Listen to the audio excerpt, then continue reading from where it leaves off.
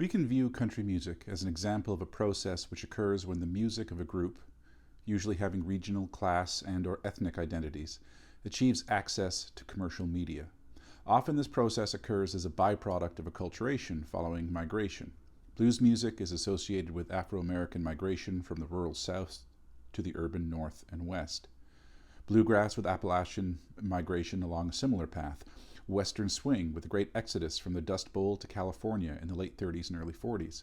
And the mixture of Newfoundland, Irish, and country music typified by Harry Hibbs and Dick Nolan with the great post-Confederation movement of Newfoundlanders to Toronto. Perhaps the best example of all is the continuing succession of musical styles which has accompanied a century and a half of migration from Ireland to North America. These music links tie the migrants with the homeland. They are like a cultural letter from home. Indeed, many of their song texts deal with such matters, comparisons of urban with rural, of new home and old. The music is the response of the migrants. The host community responds with jokes about Rastus and Liza, a libidinous black couple, hillbillies, Okies, Newfies, Pat and Mike.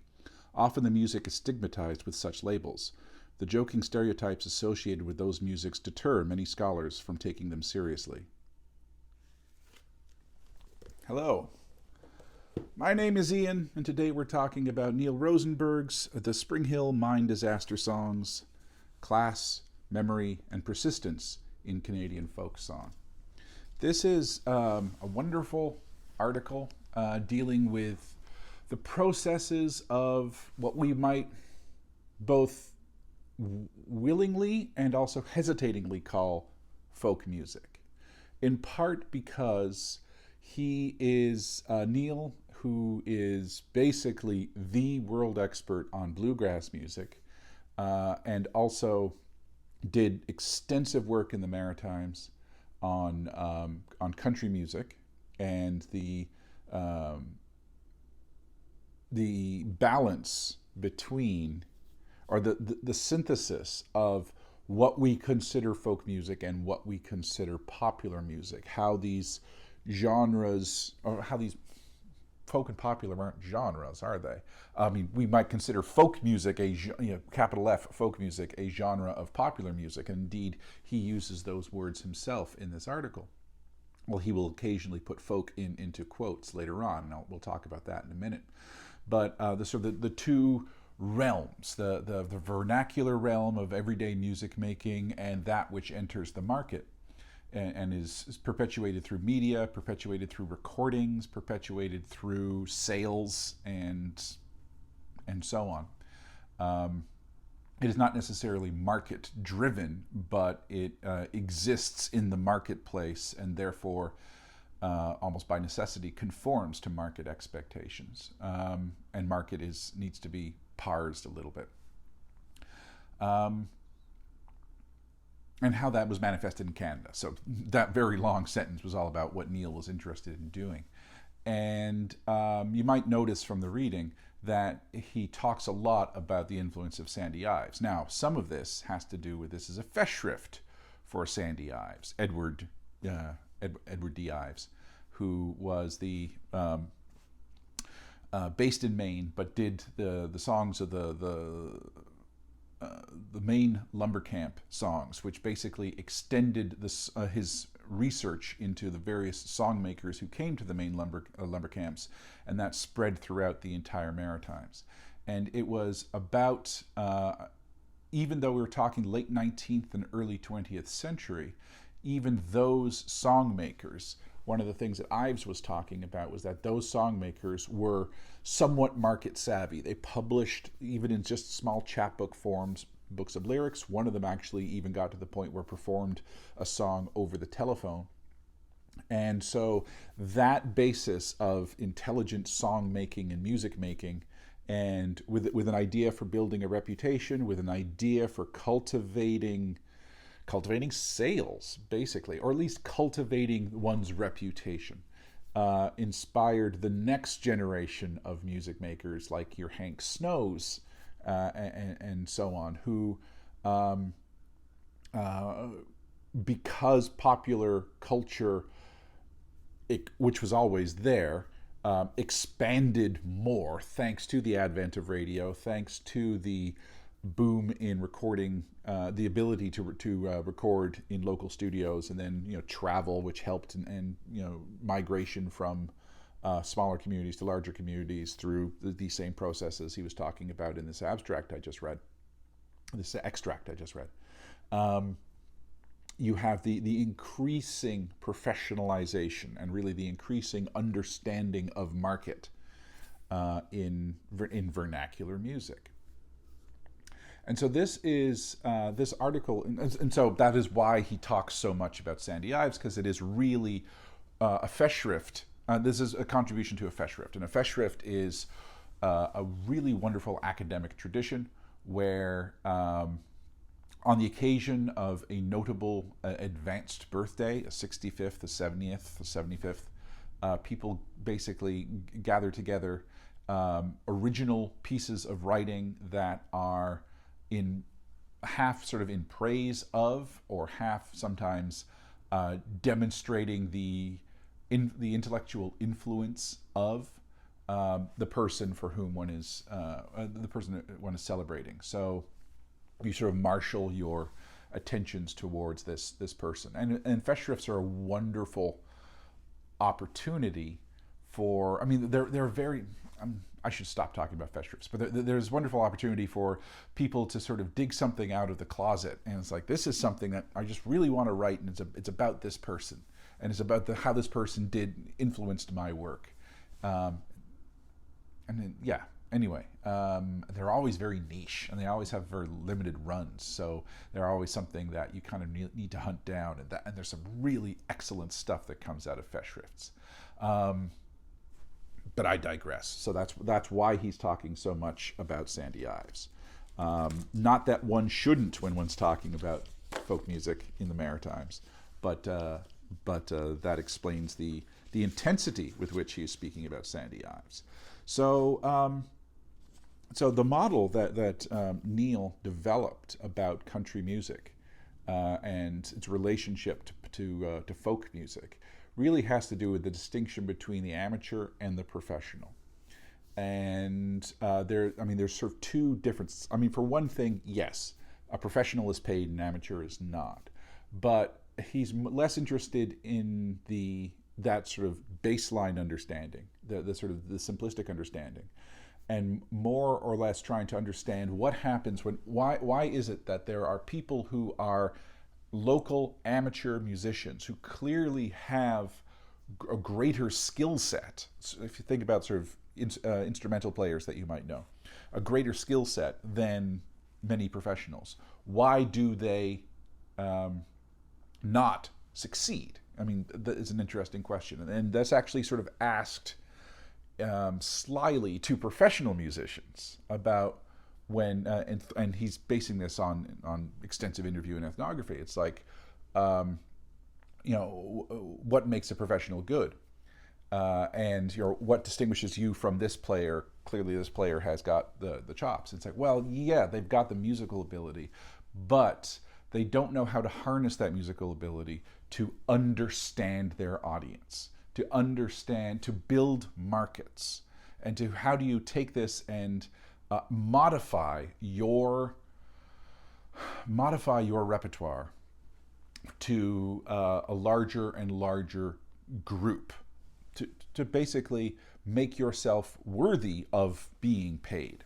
And that's the distinction. And when it comes to music, it's about transcending, that's too fancy a word, or seems too noble a word, but understanding not simply your own local context, but knowing the context of somewhere else. So not simply the local market, but the regional market, the national market, maybe even the international market. And developing an understanding of repertoire, developing a reputation for an understanding of repertoire, and so that you can meet the needs of a larger and larger group, or meet the expectations of a larger and larger group. And that's really the distinction. And it has to do with what are the expectations. We'll talk in folklore about how the folk performer is one who, of all the possible things that they could perform, they perform this thing in this way at this moment because they understand that is or at least they presume that is the optimal thing to perform at this time, and the optimal way to perform at this time based on the audience to whom they are performing, and how well that assumption pans out is sort of what makes for a successful performance. But we have cumulative memory, so the fact that this person will always sing the stuff, will always be a good performer, is a reputation enhancement. How do you do that when it's not based in a community that is also fundamentally intertwined by mutual, everyone knowing each other, but basically you are a stranger, as it were, where you have to use the apparatus of popular culture in order to extend that reputation for fluency and extend that reputation for competency, for someone to come and want to see you, not because you're Jeff and Jeff has a nice tune, but because, oh, I don't know this person, they're from halfway around the world, but yeah, I hear they're really good, so I'm going to take this opportunity. And that's how you build it. So he's talking about the Springhill mines, two disasters that happened, one in 1956 and one in 1958. So this is a form of disaster song, a response to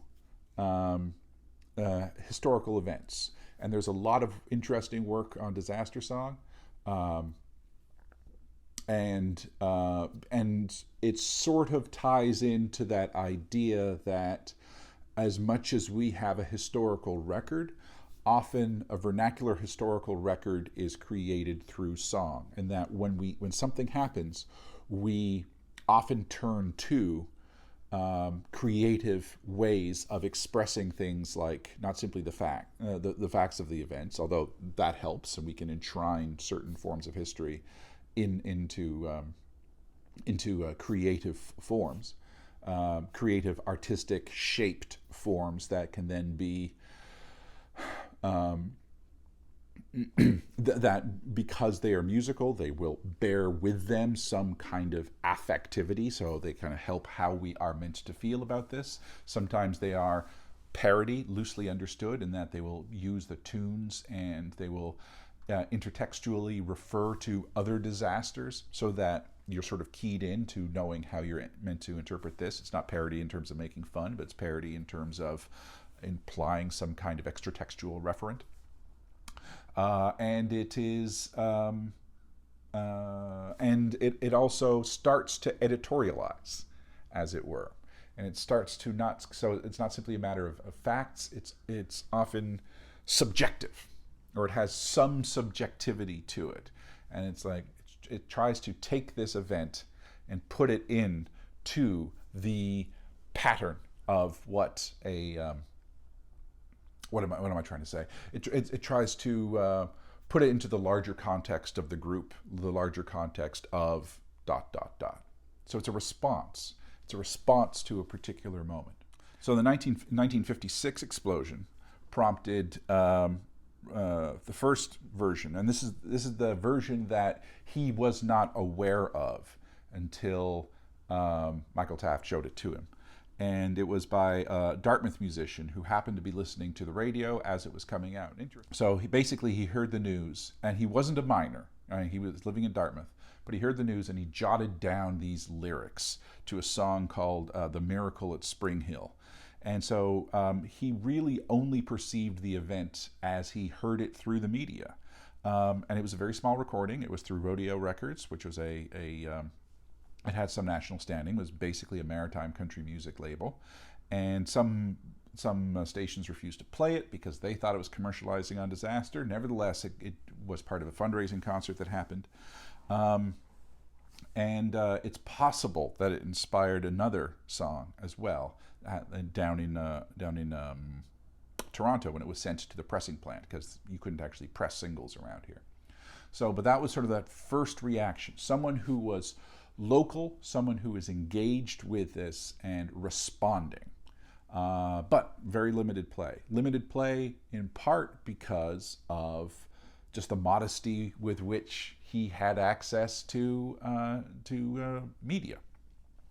The next one was written by Jack Kingston, who was already involved in country music. He was part of the the Main Street Jamboree, which was a radio show that came out of Hamilton, but had national syndication.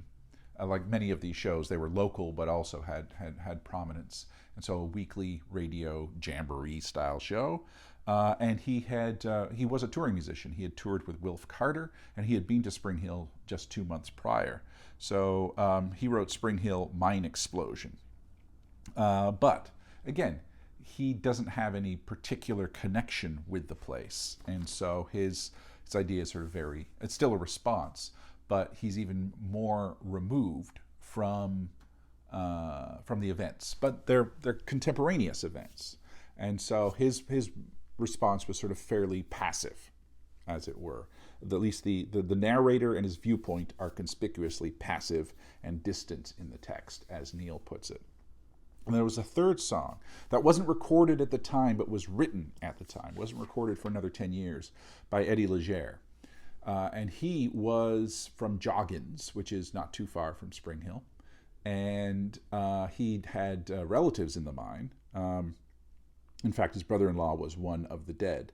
And although he was living in Ontario, in Dundas, and although he didn't have the it wasn't like his immediate lived community. It was certainly his lived experienced community that was being affected by it. He really only got the news through television, early advent of CBC television.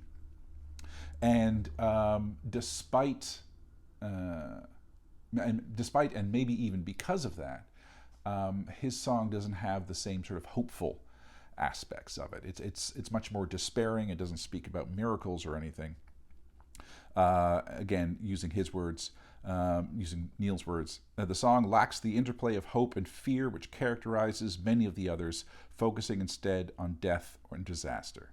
Only one verse alludes to the grief of those outside the immediate scope of the event. So he's fairly dark and descriptive in his own way. And so those are the three. And then there was the bump in 1958, on October 23rd to be precise.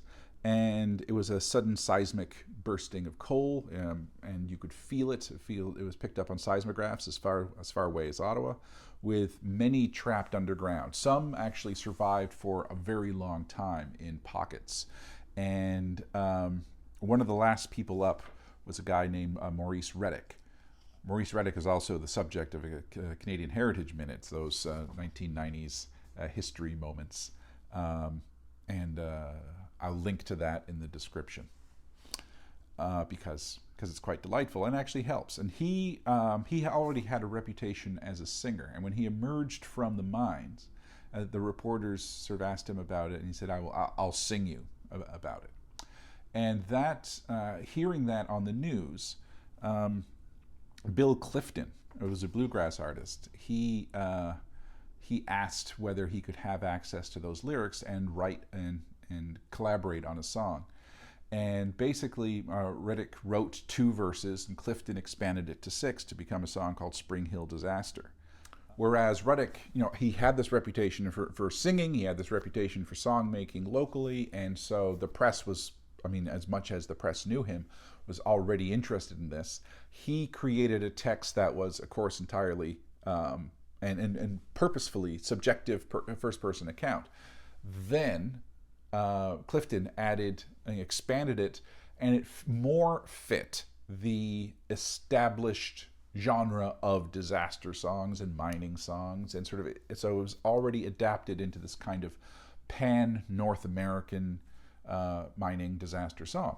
And it achieved a certain amount of airplay and a certain amount of enshrinement in the canon.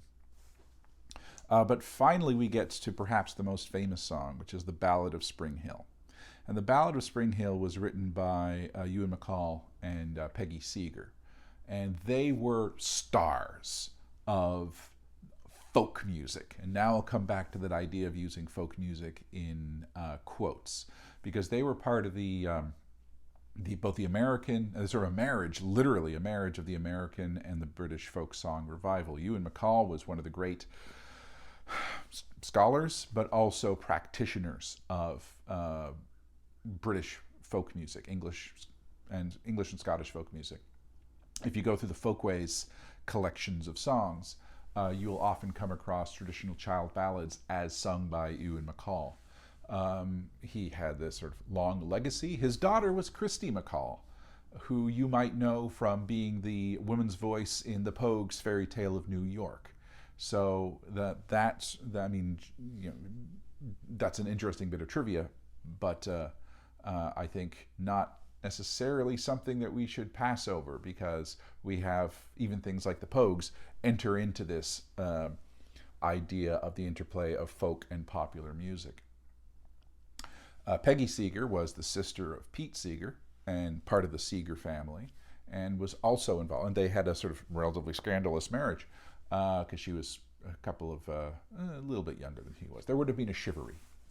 And they were living in France at the time, and they heard it, and they wrote a song based in part on media accounts, but based also in this language of protest, this the emerging sort of consciousness and the political consciousness of the miners, which they knew on a sort of an abstract level, but he had never been in a mine at this point, but he knew of the association of miners and politics, and the same association of miners and politics that informs a lot of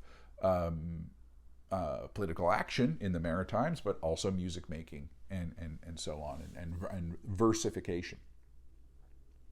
So their song was much more in the style of the folk revival. It wasn't sort of this country song. It wasn't this bluegrass song. It wasn't fitting in that kind of vernacular response. It was already appealing to the revivalists. It was done on acoustic, done with just acoustic guitar. It was sort of slow. It was forthright, and it sort of spoke of indignation. It did things like name people, and Neil makes this interesting note that none of the songs that were locally written name people, because if you name one person, you have to name everybody, because there's a sort of this exclusivity. Whereas when you are removed from it, you can basing it on news reports, you can locate someone and take their story as representative, because you are writing a different kind of account. You are not necessarily writing history. You are creating a different affective text. So their song, they began performing it. It became part of their concerts when they toured Canada in 1959. It was played. It was played at the Newport Folk Festival. It was eventually recorded by other people. It's being continued to be recorded. There's actually this wonderful. There's a video clip of U2 playing it. And so it entered into that level of consciousness, and it's U2, a Joshua Tree era. You can tell because of the Edge's hat at the time. And so they did a cover of it, and it became basically the song. It became the song because it had access to markets. It appealed to the largest understanding of it, and you ask the question. Because conspicuously absent in local song is this sense of protest. And it's not that protest wasn't a local vernacular tradition, and it wasn't even that protest song wasn't a local vernacular tradition. But there's something about the idea of the disaster that, because it is immediate, protest is not the thing to be considering at this moment. Let us not necessarily question the circumstances of capitalism, the circumstances of the risk of the body and the exploitation of physical labor. Let's not think about this. Let's think about grief. Let's think about the families. Let's think about the lives of the men, and so on. So that is sort of the immediate response. When you move yourself from it, all of a sudden, this event is less an event and more an example of one's larger project. So one's fitting it into one's larger project of critiquing capital and critiquing power dynamics and critiquing the exploitation of labor. So all of a sudden it becomes the protest song. So just to sort of describe how he describes the Ballad of Springhill. Musically, the song as originally performed reflected the stylistic tastes of the folk song revival, with simple acoustic guitar accompaniment providing minor chord harmonization to a modal melody sung with subtle duet harmonies. Its classic ballad-influenced text belongs to the industrial protest song genre in which MacColl and Seeger specialized. Death and the price of coal are equated. Rescue is touched on only obliquely. Entombment mentioned several times. Neither miracles nor bravery are mentioned. In the midst of this bleak scenario comes a verse that dramatizes the trapped miner's experiences. One of them, Caleb Rushton, is named and quoted as a song leader. In both text and tune, this song was cutting-edge popular folk music performed by one of the most popular acts of the time. And in this context, it was a big hit. So, why this song, of all the songs that were written? And he alludes to potentially more, or at least that Springhill is mentioned in fragment moments in other folk songs, but are the ones that are exclusively or labeled Springhill Mine Disaster or a variation of that title. Why did it become the song? Well, for one, it just had the greatest dissemination. It wasn't on a small regional label like Rodeo Records, and it wasn't limited to small broadcast. It was part of this revival, and it was certainly one of the few songs that was available outside of Canada. The Clifton song, to a certain extent, was as well, but nothing had the prominence of this juggernaut that was Seeger and MacColl. And it got printed and reprinted. It was published in what's that name of that journal? I want to say Folk Out. That's not quite right.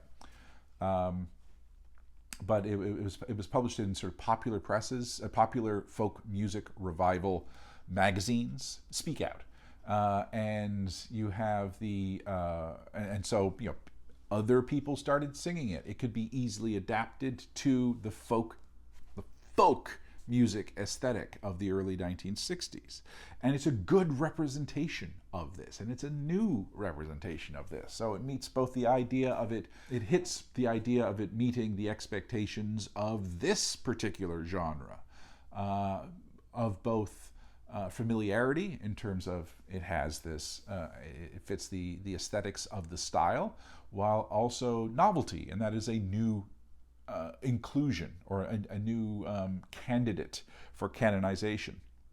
And it was expressly created and marketed as such.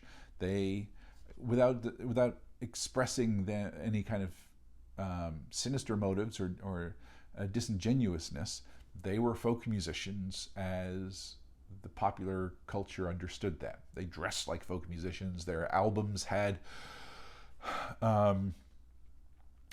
cover art that looked like a folk music album. And so, it was framed as such. Neil describes it as an alternative middle-class art music. So, some people are interested in the art music in terms of, Western art music, classical music, but others are interested in the sort of other forms that they imagine are somehow more authentic or more worthy of consideration, or it's kind of it's framed as distinct from popular, where popular is a diminutive and, referring to sort of pop songs, and referring to something that is sort of lacking in gravitas, whereas this is, serious music, and it appeals to a serious kind of, one wishes to be seen to enjoy this music, let alone enjoying this music. And he doesn't, I think in part because he doesn't wish to hierarchize any of them. In fact, he does want to sort of suggest that that there might be something vaguely problematic about elevating this outsider tune. This outsider tune or this tune that was written so far away, so far removed, and yet has so successfully woven itself into the understanding of as the response to the song, that it is being considered authentically Nova Scotian, and that it is even other people like the Men of the Deeps have used this as their song about Springhill. This is their miners' chorus repertoire number that is about a mine disaster that happened 200 miles from where the Men of the Deeps are based, and not the other local songs. It has been that successful, and so he does like the idea of problematizing that, but he sort of suggests, well, this is why, because it is a natural response to the mechanisms of popular music, and yet he does want to hint that it's not a bad song, that it is well written. He said, in its text referring to the inherent danger of the natural resource-based industries that still comprise the nation's wealth, it artfully objectifies the tragedy in elegant, classic ballad impersonality. And that might be damning with faint praise, but he's like, this, it works. They knew what they were doing when they wrote the song, and it isn't about canniness, and it isn't about disingenuousness, and it isn't about opportunism. I don't think he is challenging McCall and Seeger as having a right to perform, to write this song and to react by any stretch of the imagination. But he is saying, it's a different thing. It is a different thing. It's related, but it is a different thing because it's perspectively different, because it's written for a different understanding of market, different written with a different political agenda. In fact, its political agenda was foregrounded as opposed to tacit or perhaps even absent because of grief, where we stop thinking momentarily about the politics of the moment. And then, it's a good song for Neil. I think it's a good song as well, but I'm trying to reflect on this. So this becomes, using a maritime example, using an Atlantic Canadian example, this becomes this really interesting balance between first this folk song going way back to Rudolph's song, which it was a folk song, but it was immediately recorded, because just because it was immediately recorded doesn't make it not a folk song. That's just sort of his first thing. That song making, the folk always use what is at their disposal in order to communicate. And if they have access to technology, they will use technology. Folk song is not limited by its particular medium, but you can then subsequently point to how much it is disseminated for the medium as opposed to for the immediacy of the communication, and how much it is adapted to not only an understanding of media, but an understanding of market.